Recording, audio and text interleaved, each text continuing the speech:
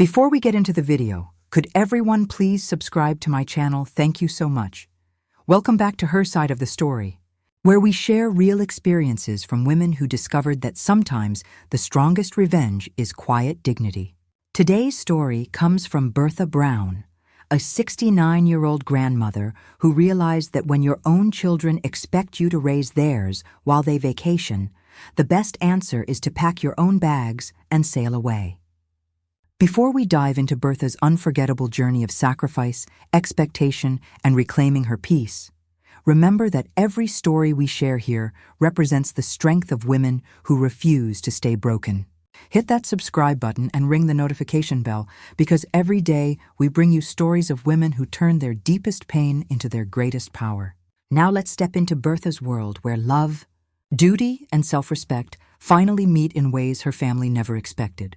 "It'll just be 5 days," Christine said, flipping open that little planner she carries everywhere. Her pen was already moving across the page like she was running a meeting. She wasn't looking at me. She never does when she's decided something. "School drop-off is at 8 sharp. Pick up at 3 sagfour. Don't forget Colton's allergy medicine in the evenings.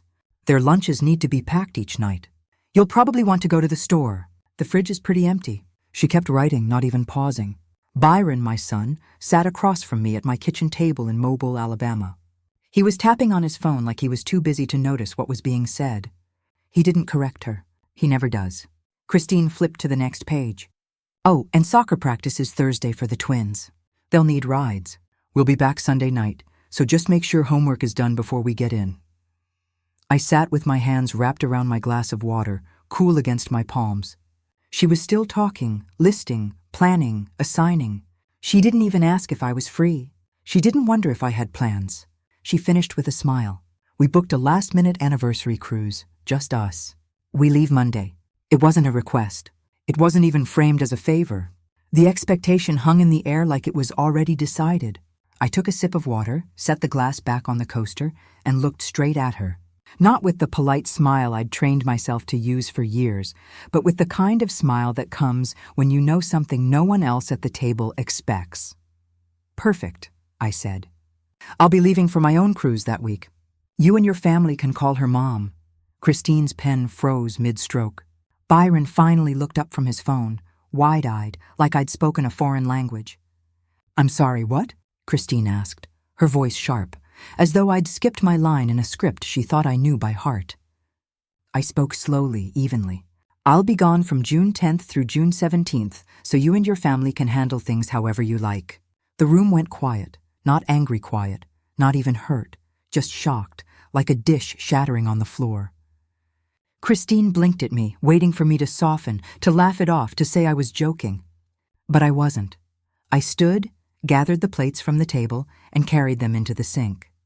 Neither of them followed me. I rinsed the dishes, dried my hands, and hung the towel back on the hook. Christine still hadn't spoken. Byron looked like he wanted to, but the words didn't come. The difference this time wasn't just in what I said. It was in the fact that I meant it. And for the first time in years, I didn't feel guilty. Not even a little. When my first grandbaby was born, I said yes to everything. I wanted to. I was 65 then, still driving at night, still strong on my feet. I kept a pack and play in the guest room and a basket of board books by the recliner.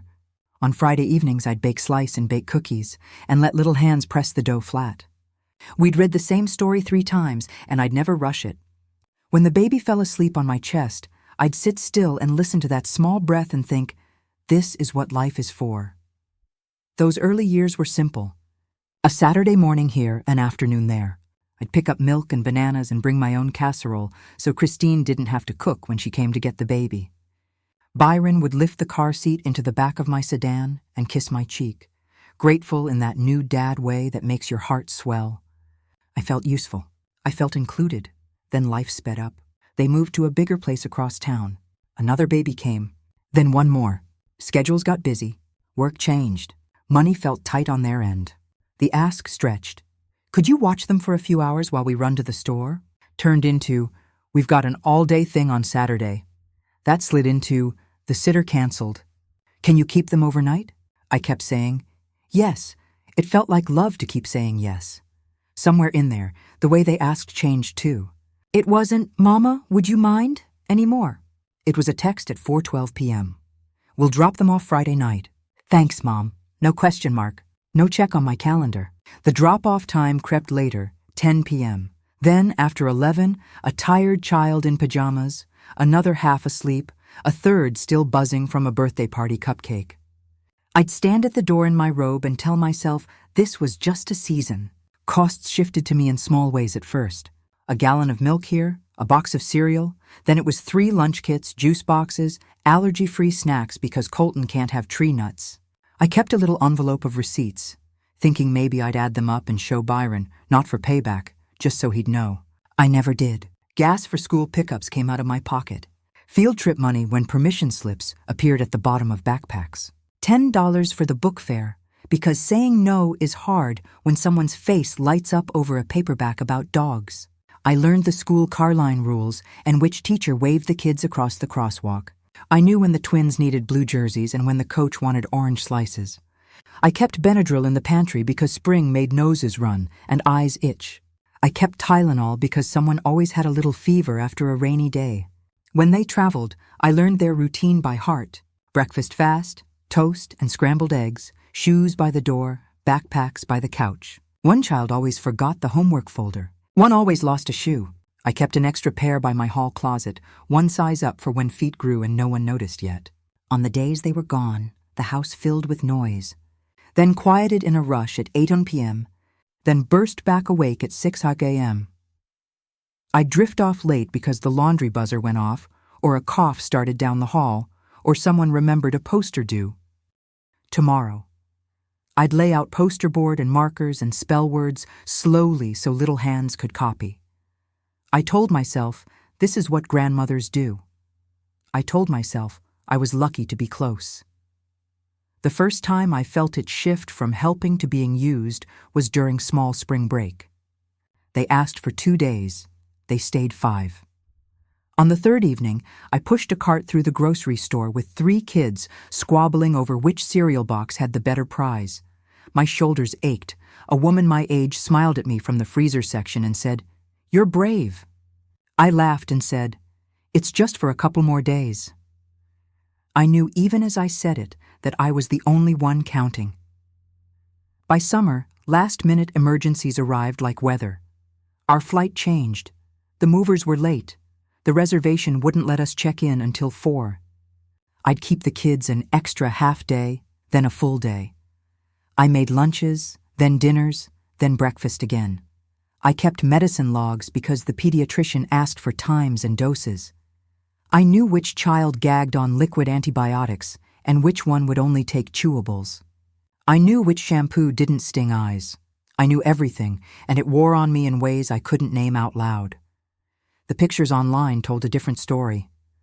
Christine posted poolside with a glass held up to the sun. Byron had his arm around her. Both of them tanned and smiling. Captions with hearts and anchors and words like, "much needed." I hit the little heart because that's what you do. Then I turned back to a sink full of cups and a counter sprinkled with cracker crumbs and circled, back to the washing machine because soccer shorts don't wash themselves. There were sweet parts in the middle, always the twins building a fort out of couch cushions and asking me to crawl inside just to sit in the dark with them for 3 minutes. Colton handed me a crooked picture of us holding hands under a giant sun. I saved every picture. I taped some to the fridge until the magnet couldn't hold anymore. I'm not hard. I'm soft as bread where those kids are concerned. That softness kept me saying yes, long after my niece asked me to slow down. One winter, Christine dropped the kids at 6 in the morning because she and Byron had early flights. Colton had a cough the night before, she said, but the fever was gone. By 10, his forehead burned. I called the pediatrician. They could see us at 1. I buckled everyone in, drove across town, and waited in a crowded room with cartoons blaring and tired mothers bouncing babies on their hips. I paid the copay with my card because the receptionist needed it right then. I texted Byron from the pharmacy line and said, "I keep the receipt." He said, "Thank you," with a thumbs-up emoji. When we got home, the twins were hungry. The dog needed out. and the dishwasher blinked with an error I didn't know how to clear. I stood in the kitchen and thought, I am too old to juggle this many balls. Family said, you need to set boundaries. Friends said, say no sometimes. I nodded, and then said yes again because a car seat was already in my driveway, or a text had already come through that said, we're almost there. Saying no in the moment felt like telling the children no, and I didn't want that. So I took the hit myself. I told myself, love absorbs the hit. Last spring, I kept them for 6 straight days. It wasn't planned that way at first. It stretched, then stretched again. The twins had a school project about the solar system. We cut circles from colored paper, taped them to strings, and hung the planets in order from the ceiling fan. Colton had a stomach bug on day 4. I sat on the bathroom floor, rubbed his back, and whispered, you're all right, until it passed. I changed sheets in the night. I didn't sleep much. When Byron and Christine came home, they were sunburned and cheerful. They hugged the kids, hugged me, and said, you're the best. Couldn't do it without you. Then they loaded the car and drove home. I rinsed the bathroom floor and started another load of laundry. If you looked at my checkbook last year, you'd see where the money went. Groceries more weeks than not. Extra school supplies in August. New sneakers when a toe poked through because I couldn't bear to send a child to school like that. And gas that climbed when prices climbed. I cut my own corners where I could. I skipped a dentist appointment and told myself I'd go next month. I stretched medicine bottles to the last pill before calling the pharmacy. The envelope of receipts in my drawer got thicker. I still didn't add them up. Some Sundays after the kids went home, I'd sit at my kitchen table with a cup of tea going cold. The house would be quiet in a loud way, the way it gets after noise sits heavy all weekend. I'd look at the crayons left without caps and the soccer, shin guards under the chair, and think, this is a young woman's job. Then I'd get up, put everything away, and remind myself I was lucky I could help. But inside, something kept tugging. It wasn't me wanting to live wild or anything big. It was small. It was me wanting to read a book without listening for a cough. It was me wanting to buy myself fresh sheets without counting quarters. It was me wanting to say I can't this time and not be argued with. The last straw didn't snap, it frayed. Christine's text got shorter. Byron's got lighter. The thanks got lighter. The assumptions got heavier. I noticed they didn't pack enough socks because they knew I'd do a load. I noticed they stopped leaving cash on the counter for pizza because I'd cook. I noticed when they posted from the beach and tagged each other in the resort and left me out. Even in the caption, it wasn't mean. It was easy. I had let easy set in. People my age talk about knees and doctors, and who fell last week, and who moved to be near the kids. We don't talk about how hard it is to be needed all the time and not seen at all. We don't say out loud that sometimes we want to be a guest in our own life. We don't say, I am tired, because tired sounds like weak. And we were taught not to be weak. I am not weak. I raised Byron. I buried my mother. I paid off a house. I kept the lights on, the yard cut, and the church pledges paid. I can watch 3 kids and keep them safe for a week. I've proved it. The question that sat in me by the end wasn't, can I? It was, should I keep doing it because I always have? That's how helping slid into being used. Not with one big shove, but with 1,000 little steps I took myself. With every yes that should have been maybe next week. With every don't worry about it, when I should have said, please bring groceries. With every mile I put on my car, while they put miles on their vacation card. I made a path with my own feet. And then one Tuesday evening at my kitchen table, I stepped off it. The last stretch came during spring break. They dropped the kids off on a Sunday night with bags half-zipped and instructions mumbled at the door. I remember looking down into Colton's backpack and finding only 2 shirts and 1 pair of pants for 6 days. No medicine bottles, no note for the school, no cash for lunches. Christine waved it off with, oh, you know what they need, Mom. You always do. Then they backed out of the driveway like they were late for a flight. That week was long. The first morning, I found the twins arguing over the last pack of waffles in my freezer. I made oatmeal instead, and they complained but ate it. At noon, Colton spilled orange juice across my kitchen floor. I mopped it up, then went back to folding clothes they'd already dirtied. That became the rhythm: cook, clean, wipe up, break up fights, start again. By Tuesday, Colton had a stomachache. He curled up on the couch and said his belly hurt. I didn't have children's medicine in the house, so I drove to the store, dragging the twins along because I couldn't leave them. I stood in line with one whining about candy and another asking if we could go home. I swiped my own card, put the medicine in a paper bag, and prayed it worked. That afternoon, my phone buzzed. A picture from Christine, her legs stretched out by a hotel pool, a drink with an umbrella balanced on the armrest. Caption: "Finally relaxing." Later, Byron sent a selfie from a buffet table, his plate stacked high with shrimp. The kids huddled around my phone, asking where their parents were. I smiled and said, "They'll be back soon," even though my throat felt tight. By Wednesday night, I hadn't slept more than a couple of hours at a stretch. Someone always needed water, another blanket, or a light left on. My back ached from lifting laundry baskets. The dishwasher groaned with its third load of the day.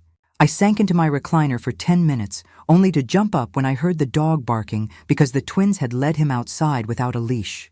On Thursday, they fought over the remote and ended up knocking a lamp to the floor. It shattered, and Colton cried because he thought I was angry. I wasn't angry. I was bone-tired. I swept the pieces and told them to play outside. Then I sat on the porch steps and rubbed my temples while the sun beat down. Friday came and I told myself the end was near. I pushed through, made peanut butter sandwiches, washed yet another round of socks, and reminded the twins 3 times to brush their teeth. That evening, Christine texted again, a picture of her at a spa with a green mask on her face. The message said, "Best anniversary ever." No mention of the kids. No check-in to ask how things were going. When Saturday night arrived, the children were restless and cranky. Homework packets untouched, laundry baskets piled high, leftovers stacked in my fridge. I looked at the clock more times than I can count, waiting for the sound of a car pulling into the drive. They finally showed up Sunday afternoon, sunburned, smiling, laughing like they'd been away for a month. Byron clapped me on the shoulder. "You're the best, Mom. We couldn't do this without you." Christine hugged me quickly, said she'd Venmo me a little something later, and herded the kids toward the car. They didn't hand me gas money. They didn't ask if I was tired. They didn't even peek into the kitchen to see the dishes drying in the rack or the piles of clean clothes stacked on the table. The twins waved from the back seat, and then the car was gone. I closed the door behind them and leaned on it. My hands ached from scrubbing. My knees throbbed from the trips up and down the stairs. I shuffled to the kitchen table, sat down, and stared at the pile of receipts I'd shoved in a drawer. I thought about the gallons of milk, the boxes of cereal, the doctor's visit, the hours of sleep I'd lost. That's when it hit me. This didn't feel like love. It felt like work. Work I never signed up for. Work no one paid me for. Work that drained the best of me while they toasted each other on a beach in Cancun. And sitting there with the hum of the refrigerator in the background and the smell of bleach still on my hands, I thought if I keep letting this happen, it will never stop.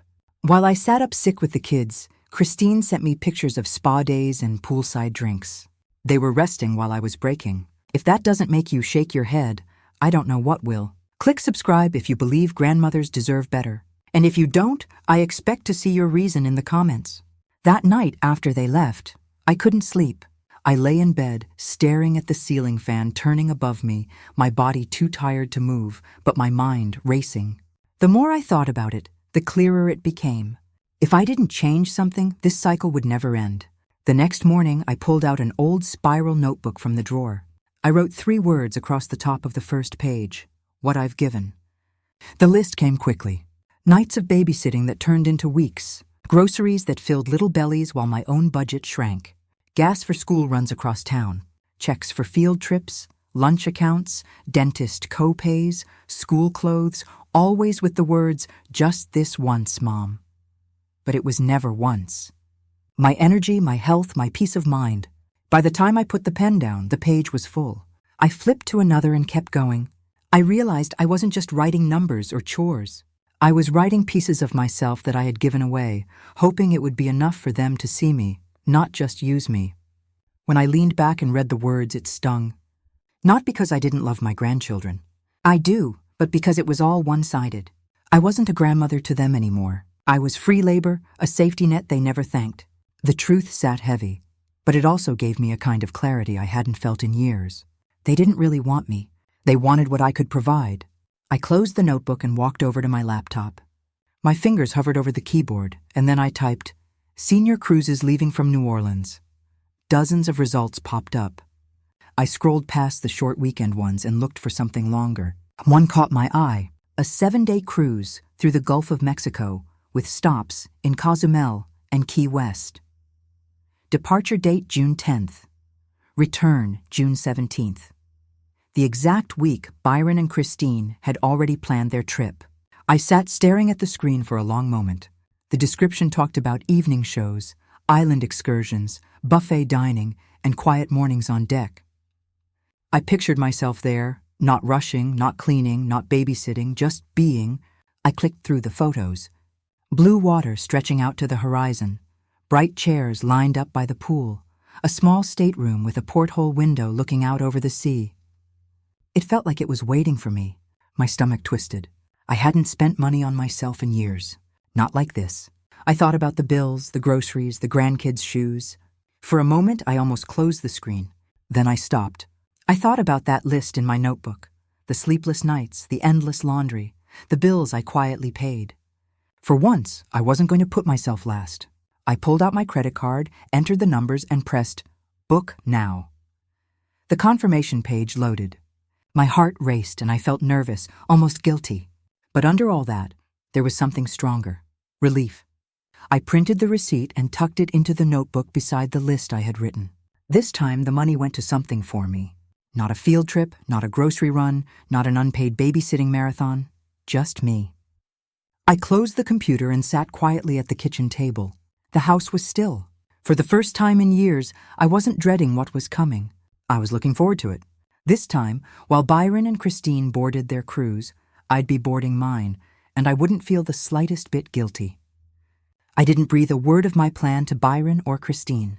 I knew if I did, there'd be excuses, guilt trips, or some last-minute push to make me change my mind.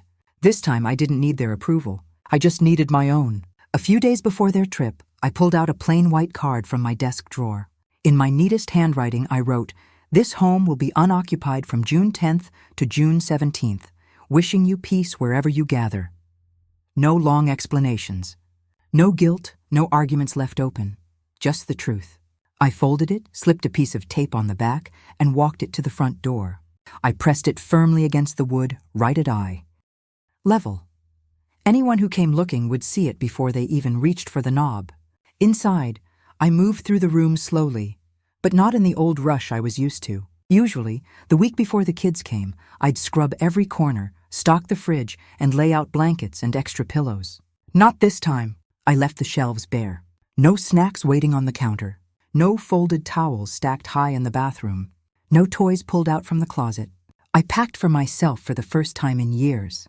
A small suitcase sat on my bed.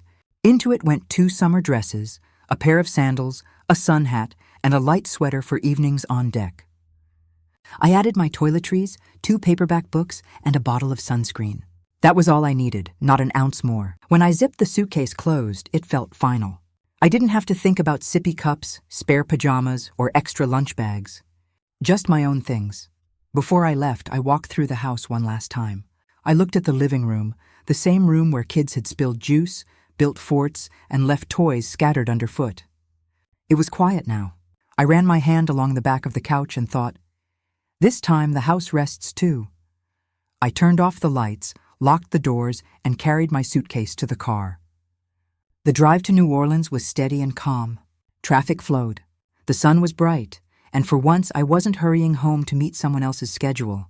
As I pulled into the port, I saw the cruise ship rising tall against the sky.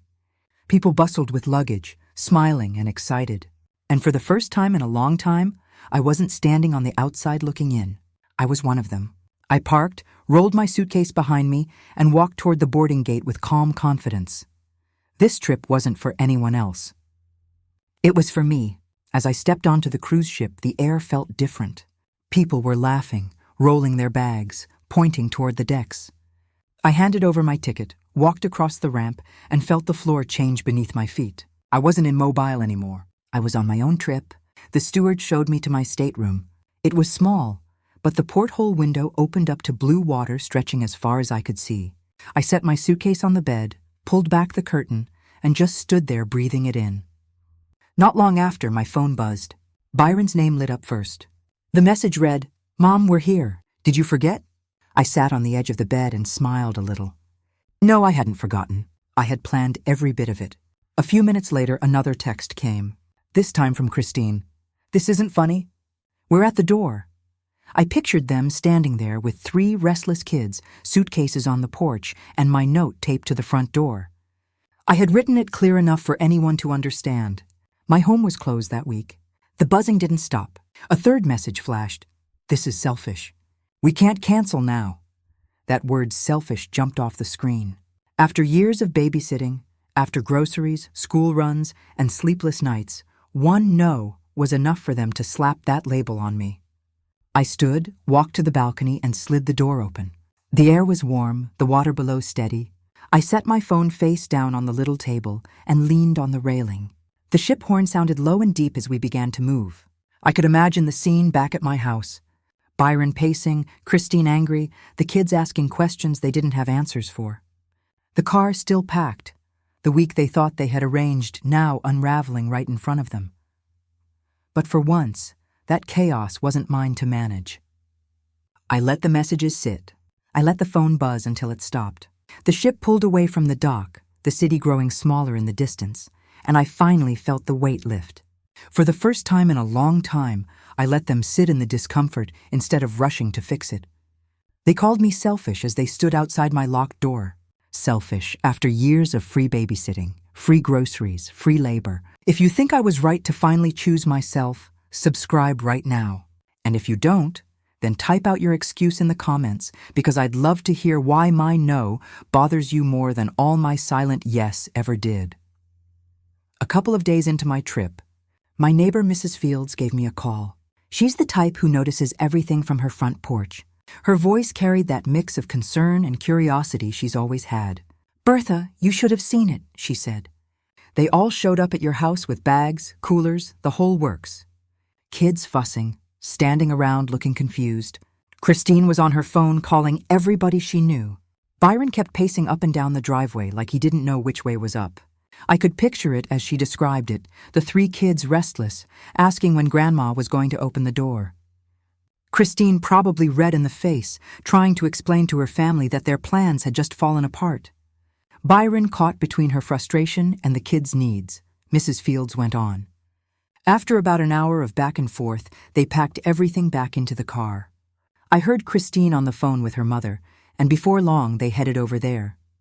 Lord knows how they fit everybody into that little condo of hers. That part made me smile. I'd been to Christine's mother's place before.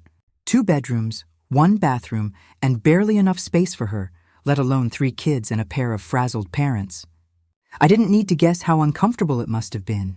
Air mattresses on the floor, kids whining, adults stepping on each other's toes.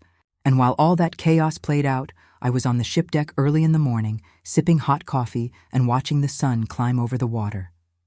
There was no rush, no noise, no one asking me for anything, just the sound of waves and the chatter of other travelers excited about the day's port stop. By mid-morning, I joined a round of bingo with a few folks my age. We laughed over silly cards and swapped stories about where we traveled from. At lunch, I sat with a couple from Georgia who'd been cruising for years. We talked about gardens, grandchildren, and church back home. For the first time in ages, I felt like Bertha of the person again, not Bertha of the babysitter. That evening, I dressed in one of the summer dresses I packed and joined a group at dinner. I tried shrimp I didn't have to peel, bread I didn't have to slice, and dessert I didn't have to wash dishes after. Strangers at the table turned into quick friends, and conversation flowed easily without a single mention of chores or homework. When I walked back to my cabin that night, the thought hit me clear as day. I didn't miss a thing back home. Not the grocery lists, not the piles of laundry, not the texts asking for one more favor.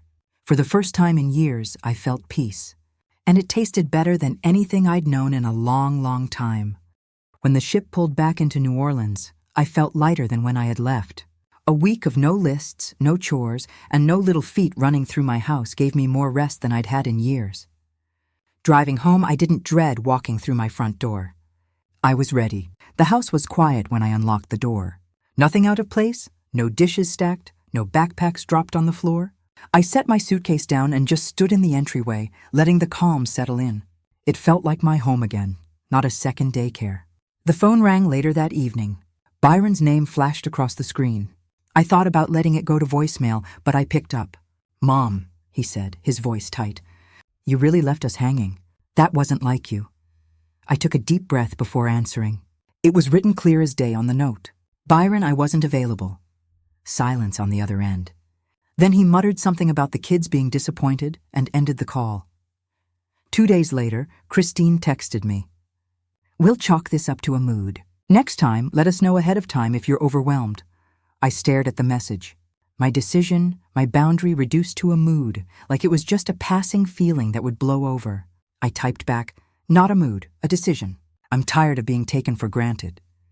This time, I didn't wait for her reply.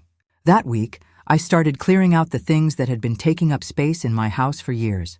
The spare bedding stacked for sleepovers, the old high chairs that no one had sat in for a long time, the boxes of toys I bought to keep the kids busy while their parents traveled.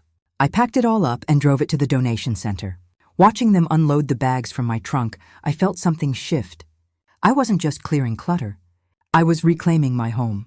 When I walked back into the house later that afternoon, the rooms looked open, cleaner, and calmer. For the first time in years, the space wasn't arranged around everyone else's needs. It was arranged for me. I sat in my chair with a fresh cup of tea, looked around the quiet living room, and thought, this is how it should be. The summer turned into fall, and I noticed how different life felt once I drew that line. I wasn't weighed down anymore. My days were mine again. I signed up for water aerobics at the community center. At first, I worried I'd feel out of place, but I didn't. The women there were friendly, and we laughed more than we exercised. It gave me a reason to get out of the house, and I found myself looking forward to those mornings. I joined a book club at the library. We didn't always agree on the stories, but that was the fun of it. I enjoyed listening, talking, and simply being part of a group where I wasn't responsible for anyone else's needs. I could just be Bertha. At home, I painted my spare room a soft green, the shade I had always liked but never chosen because Christine once said it was too dull. For the first time, I picked something just because it pleased me. When I sat in that room now, it felt calm and warm. It felt like it belonged to me. By winter, I booked another trip without hesitation. Not a cruise this time, but a quiet cabin by a lake. A week of reading, walking, and resting. I didn't ask anyone's opinion. I didn't check anyone's schedule. I saw the listing, liked it, and pressed book. That was enough. One evening, my phone buzzed with a message from Byron. "So you'll babysit next time, right?" I didn't stall. I didn't explain. I simply typed back, "No, but I hope you find a plan that works." Then I set the phone down and went back to my tea. No guilt, no second guessing. And that's when I realized something simple. Once you stop performing, you start living. Now, I want to ask you, the one listening to my story, have you ever been called selfish for finally saying no? Have you ever been expected to do something just because you always did it? What would change in your life if you finally put yourself first? I'd love to hear your thoughts. Share them in the comments below. And if this story spoke to you, please like this video, share it with someone who might need the reminder, and subscribe to the channel so you don't miss the next one. Because choosing yourself is not selfish, it's living.